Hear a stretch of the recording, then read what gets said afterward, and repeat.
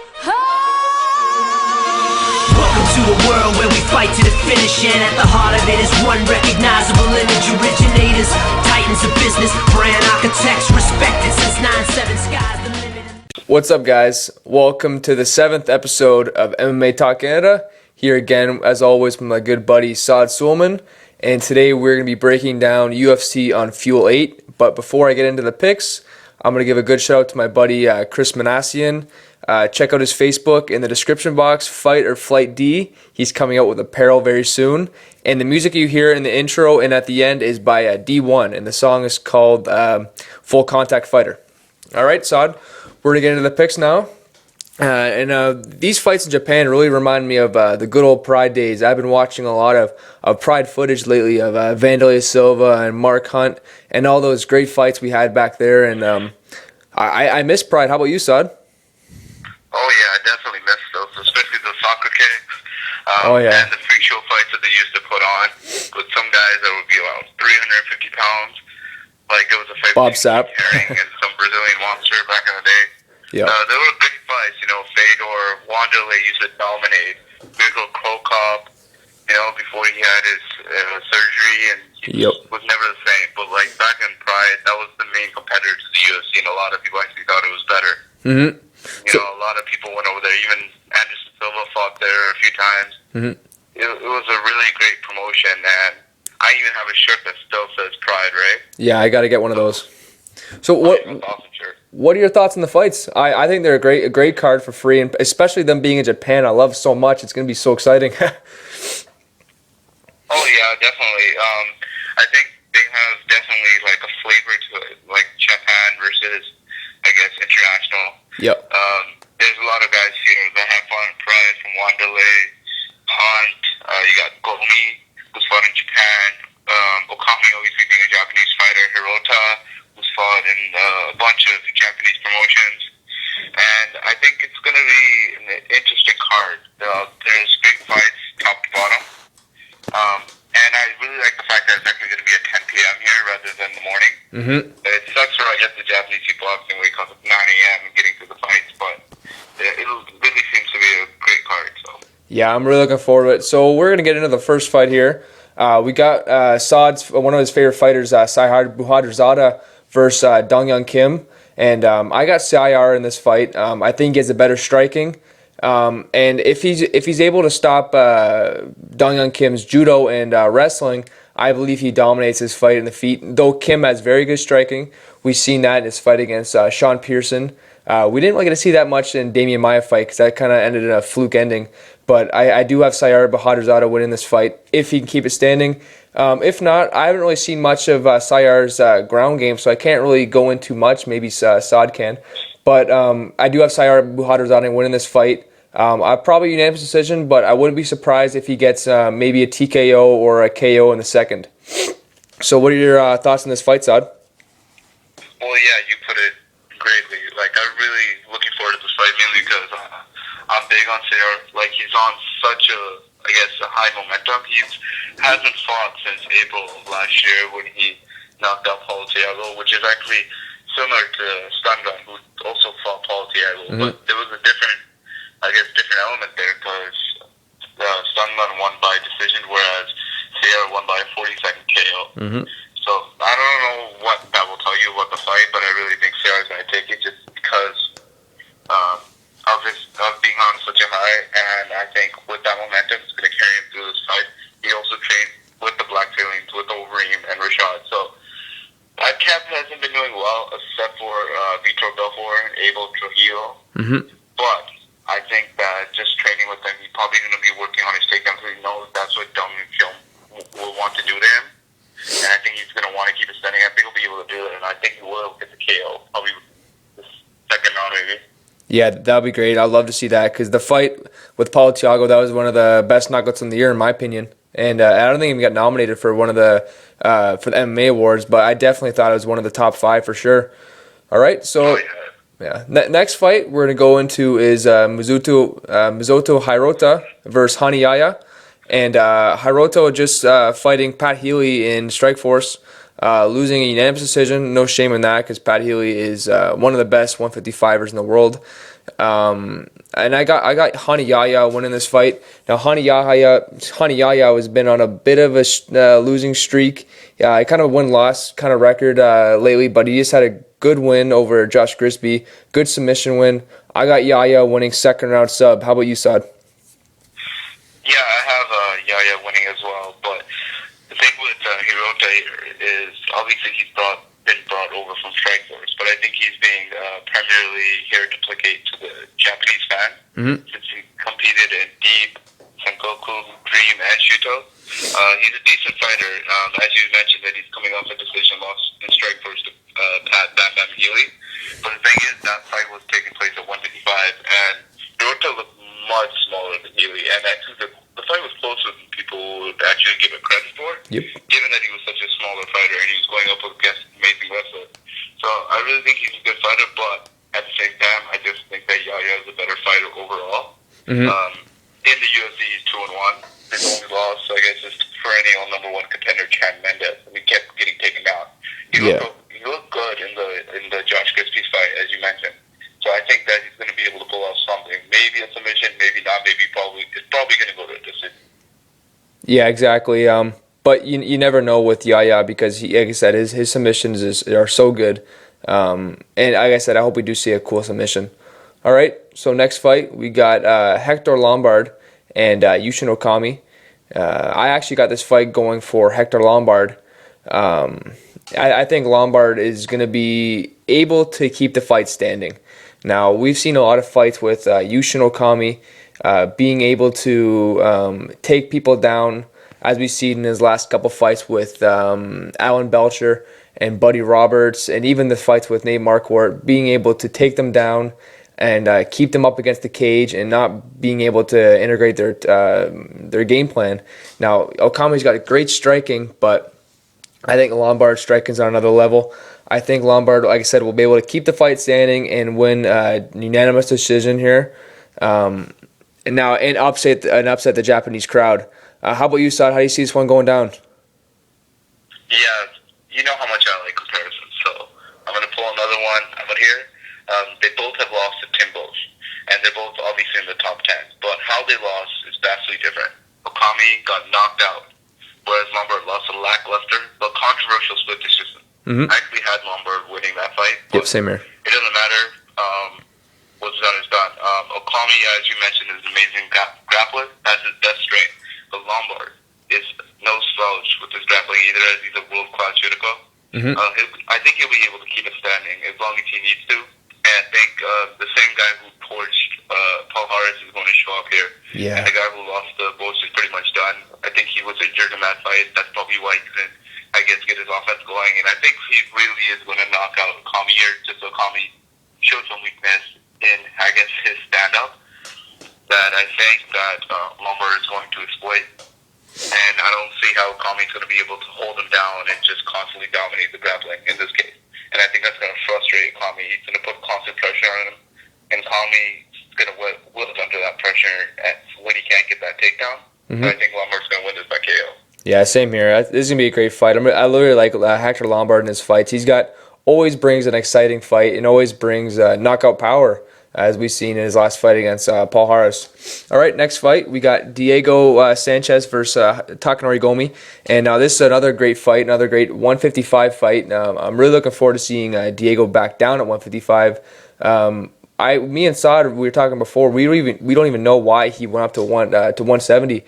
He just came off the loss to BJ Penn, and then he went up to fight John Hathaway. But I believe that Diego is best at 155, and he's always in great shape at 155, and he's able to bring a pace that not many people in the division can match. His fight against Clay Guida was a great fight. Clay Guida was able to match his pace, but I just don't think Takanori Gomi will be able to match Diego Sanchez's athleticism and speed. And he had a close fight against Jake Ellenberger as well. Jake Ellenberger is definitely top 5 in the welterweight division. But I definitely see Sanchez winning this fight. Maybe TKO round 3 or maybe another decision win. So how do you see this one going down, Saad? It's going to be a good one. Yeah, exactly. It's just weird. Sanchez is finally returning to 155. A weight class where he truly belongs. other than the losses, as you mentioned, to BJ Penn, he's amazing at that weight. And he's good, but not great at welterweight. I just don't see why he likes to fight at welterweight so much. It's the same thing, same issue that Penn is facing. Yeah. Like, he lost to Frankie Edgar, but why is he fighting at welterweight against so much bigger guys than he is? The thing here, and I think that Sanchez is so good at lightweight, and finally that he's back, he's going to put on a great performance.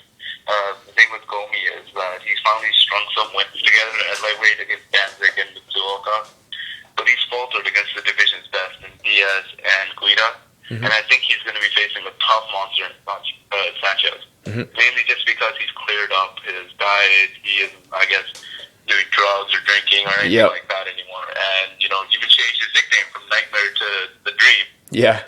I just think he's going to be such a good fighter. It's times constant pressure. I think he is going to push Gomi to the brink of, I guess, the brink of defeat, and pretty much he's going to make Gomi give up. It's unfortunate because Gomi's finally fighting in front of his, I guess, home crowd. You know what I mean? He's, you know, I guess he's missed fighting in Japan, and who knows? We might actually see the old Pride legend, you know, Gomi, the first Pride lightweight champion, come back. But I just think Sanchez is too good. Yeah. He hasn't fought in a while in this weight, so it might be a little bit of an adjustment, but I think he'll make that adjustment pretty good. And he hasn't actually fought in a while anyways. He hasn't fought since February of 2012, so hopefully we see lots of improvements in Diego Sanchez's game. He's had lots of time to do his strength conditioning right, his diet right, so he can make the weight at 155 again. And I'm looking forward to seeing Diego Sanchez as a top contender down at 155 again.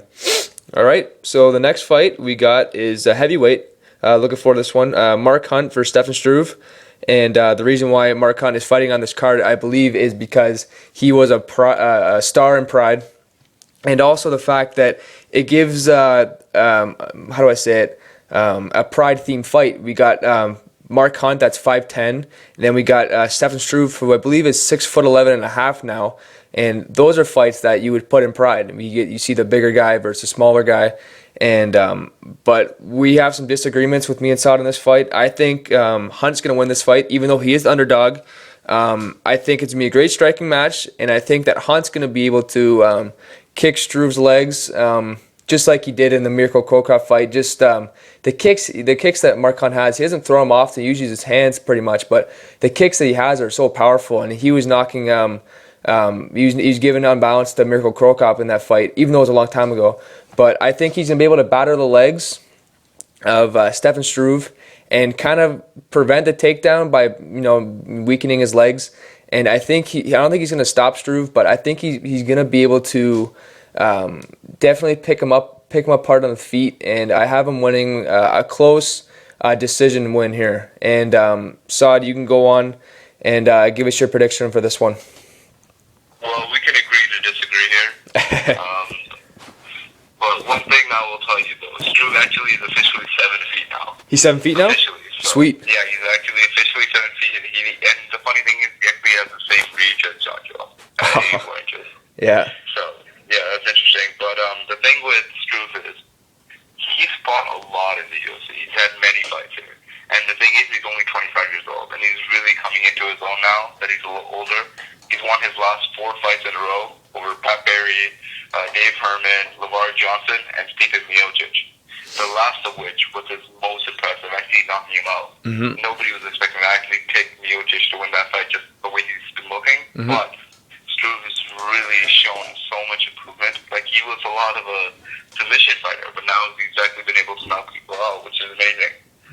Given that, I think he actually still submits Hunt, mainly because Hunt has shown weakness to that in the past. Hunt is only 8 wins and 7 losses. Obviously, he's won 3 fights in a row. But at the same time, he's coming off a really long layoff. And I think that layoff is going to especially be tough on him, especially managing the distance between him and Struve. Struve is probably going to be able to use the jab really well and keep him on the outside, and if Hunt decides to come in, I could even see Struve pulling guard and strapping on a triangle or even an armbar. Yep, for sure. Just because I think he's that crafty.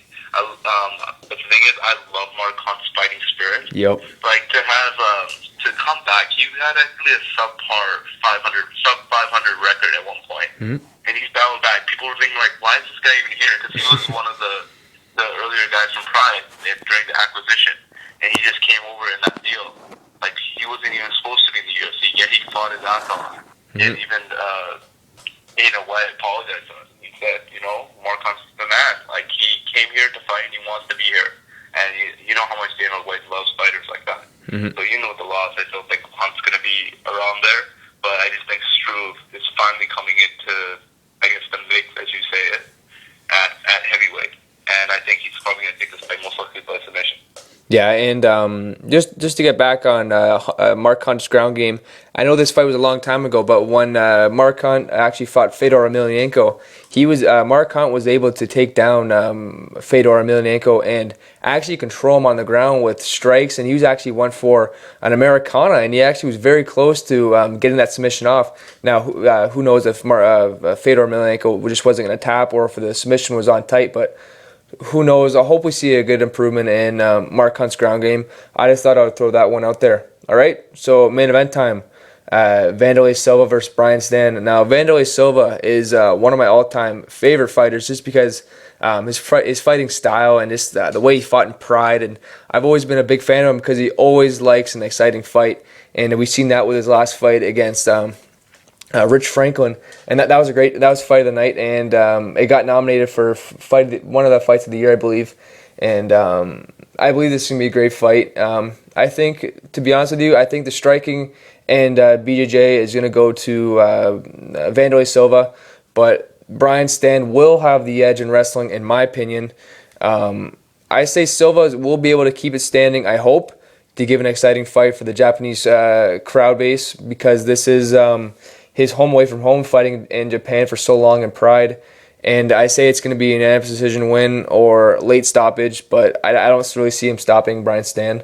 And Brian Stann wanted this fight for a long time. After he beat Chris Lieben, he called out Wanderlei Silva, and the fight never happened. But I'm really looking forward to this one. Like I said, I see Wanderlei Silva winning decision here. And your thoughts on this one, Saad? Yeah, this fight, despite being a main event, it's interesting mainly because it's being competed at 205 pounds as opposed to the 185 where normally these two fight. So this is the first time in many years for both fighters that they're going back up to 205. Stan obviously was WC champion as light heavyweight. Back in the day, Wanderlei hasn't fought there since obviously losing a few fights and deciding it's better for him to go down there mainly because he's getting older. But other than making them bigger, hitting harder, and probably not have as much trouble making the weight and having better cardio, I'm not sure how much the weight is going to, make a factor, play a factor as much as it should. Wanderlei's biggest strength is his power. Stan's, on the other hand, is his durability and iron chin. That is why, arguably, I think Stan has a very high chance of winning a decision. But although probability is on Stan's side, I see Wanderlei pulling off a classic one in Japan. He hasn't fought since actually losing to Franklin. And actually, the funny thing is, he's only 3-5 in his UFC career. I love Wanderlei Silva. He's a legend. Even back when his IBC days in International Vale Tudo. Yep. IBT days, whatever it is. But he's fought everyone. And he's never backed down from a fight, knocking out people or being knocked out. He's from that old shoot-the-box kind of fighting style. He's obviously shifted it up a little bit just because he knows how it is in the UFC. And I think he knows that he can't just go in there and throw haymakers and, he might just be knocked out. And I think he's worried about that. His chin hasn't held up well in the past couple of fights. He's being knocked out by Chris Lieben.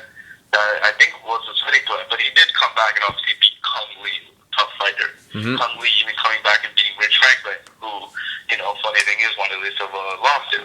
Yep. So, it's interesting. That's why you can never predict, similar fighters, who they're going to win against, who they're going to lose against. Just be mainly on similarity of competition. Because, Wanderlei beat Bisping, but Bisping beat Stan. Very true. You can never predict. You can never go on these kind of things because every fight's different. Every fighter fights differently against another fighter. Styles make matchups. And Brian Stan, obviously, he has a good wrestling. He's a good all-around fighter. I don't think he's particularly the best at anything. He has knockout power. He has wrestling. He has some submissions as well. Wanderlei, obviously, his biggest strength is his hands. And I think somehow he's going to be able to find Stan's chin, which Stan has a tough chin. He doesn't get knocked out by people. He just doesn't. You know what I mean? But Wanderley's another monster, man. And I think he's going to be able to do something crazy just to please the Japanese fans, you know? Yep. You know how it is over there. People just want to, they want to remember the old Pride days. And I hope Pride comes back just for that one night. And we get to see classic Wanderley Silva. And hopefully maybe he'll retire or something. Because he's been in this game for too long and he's getting up there. Yeah, that's what I was just going to ask you. If you think this is going to be his last fight? To be honest, I hope so. Like, I don't want to see another Wanderley Silva knockout. Yeah, me either. Him getting knocked out. Like, it was upsetting when he got knocked out by Chris Lieben and other knockouts as well. It's just, he's such a legend. He's so well respected in the sport that it's tough to see that. And I think that if he does lose it, I think they know it's going to call for his retirement, especially if it's a brutal knockout. But at the same time, you know, he loves to put on a show for his fans. But the thing is, he's been fighting for so long. Like, he fought bare knuckles. Like, that's how long ago he fought. Yeah. Right? Back in the mid-90s. Like, he fought Vitor Belfort back when Vitor Belfort was a kid, too, right? Exactly. So, yeah, so it should be an interesting fight. I think Wanderley's going to take it just because I love him. You know, I think he's awesome. Yep. But to be honest, I think he's going to find a way to pull it off. But I wouldn't be surprised if Stan won. To be honest, Stan is a tough fighter, so. Exactly, and as Joe Rogan always says, there's only so many times that a fighter can get shut off, you know, getting knocked out. And I believe if it happens again, this will be the last. I believe this will be the last time we see Wanderlei fight. He's fighting in his home away from home, as I said again, in Japan, and it just a storybook ending to a great career, in my opinion. Anything else you'd like to say about the card, Saad, before we wrap this up? No, that's pretty much it. I hope that Wanderlei does retire right here, just because it'll be fitting, because it is in Japan. I don't really see what's left for him in the sport. He's never going to be a top contender or to contend for the belt. I think the only thing he has nowadays is to put on an exciting fight, and this will definitely be an exciting fight. It's like, that's a guarantee. You know, I don't see a snoozer happening in a Wanderlei football fight. That just doesn't happen, right? No, it doesn't happen. You know, you'll find a way to make it exciting. So I hope it meets expectations, and I hope Wanderlei pulls it off. And even if he doesn't, I hope he retires, and I hope that everything goes well. That's it, guys. There you have it. Those are our UFC on Fuel 8 picks. Watch the fights on Saturday, whatever time they may be. They're on at 10 o'clock Eastern time in Canada, and find out your local listings on when they'll be on. So enjoy the fights on Saturday, guys.